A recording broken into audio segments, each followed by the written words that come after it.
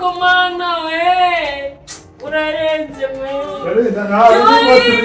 Yey Bate ndagushigurira kugaruka ariko mwana wo kubungunza rwakugeza ryari ariko bakuwanda mecho amana kukuruha burundu umwe n'umugabo w'igicucu w'ikigoryi tutashira hamwe bose ngo twuzuzanye ko mwana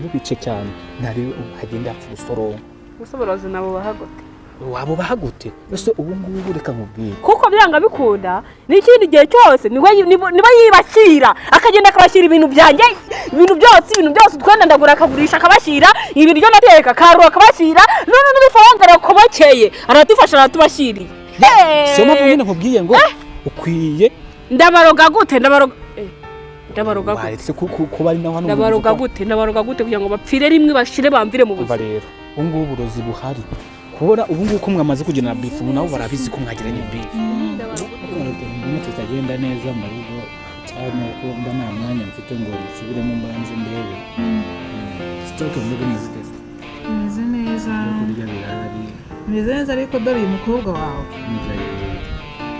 nabara ari kumurira ku ishuri ntabo turaho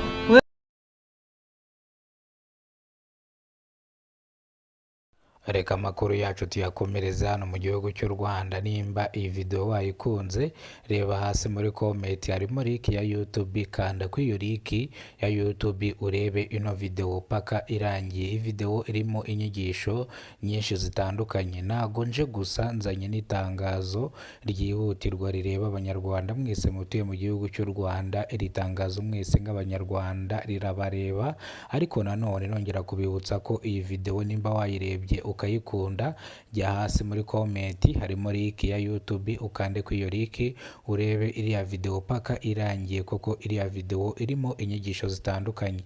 Ni itangazo rero nka Kidasamura TV Rwanda duherutse kunyuza ku YouTube channel yanyu, dufatanyije ni yanyu nanjye ni yanjye, twimfitiye akamaro namwe ibafitiye akamaro.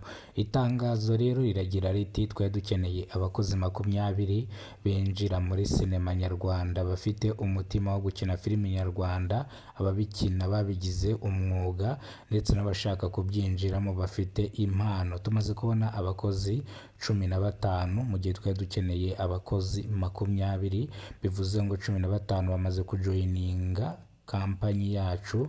Ubwo turi kampanyi y'abantu 8 nkuko bavuga groupe, turi groupe y'abantu 8 rero twabamaze kutujoininga, twari abantu 8 ugateranya abantu 15, ubwo urumva tumaze kuba abantu bagera muri 23.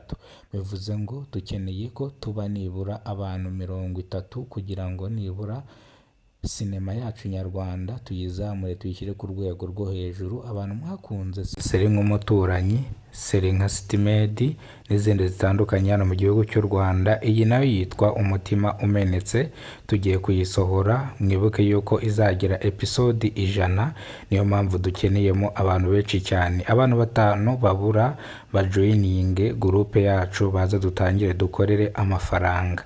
Nimba rero bwa mbere ugeze ko no muyoboro wa Kidasamura TV Rwanda, kora subscribe ufungura inzogera kugira ngo uzajye ubasha kubona filimi mu gihugu cy'u Rwanda ndetse n'amakuru mu gihugu cy'u Rwanda kandi yizewe.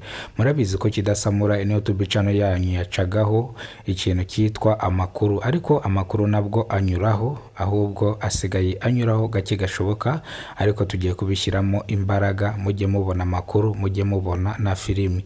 Nk'abakinnyi ndetse n'abafana twese twishyize hamwe dusanga YouTube channel tugomba kuyizamura nibura mu byumweru 2 ikaba imaze kuba international, kubera ko dufite n'abakinnyi bavuga icyongereza, bavuga igiswahili, bivuze ngo dufite abakinnyi batandukanye hano mu gihugu cy'u Rwanda.